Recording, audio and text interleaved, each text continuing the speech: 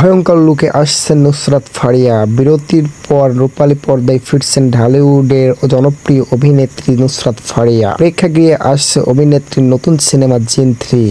এই সিনেমার মাধ্যমে দীর্ঘ 7 বছর পর প্রযোজনা প্রতিষ্ঠান জাস্ট মাল্টিমিডিয়ার সিনেমায় অভিনয় করছেন অভিনেত্রী।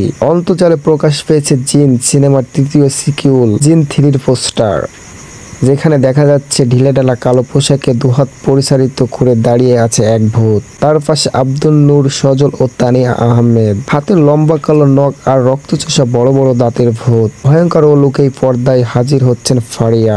গ্ল্যামারাস অভিনেত্রীর এমন লুক দেখে সিনেমাটি নিয়ে এর মধ্যে কৌতূহলী দর্শকরা। নতুন সিনেমাটি প্রসঙ্গে প্রযোজনা প্রতিষ্ঠান জাস্ট মাল্টিমিডিয়া জানিয়েছেন, জিন এবং জিন 2-র ব্যবসায়িক সাফল্যের কারণে পরের কিস্তি জিন 3 নির্মাণ করা হয়েছে। সত্য ঘটনা অবলম্বনে নির্মিত জিন 3 আসন্ন ঈদুল ফিতরে মুক্তি পাবে। কামরুজ্জামান রোমান পরিচালিত নতুন এই সিনেমা জিন 3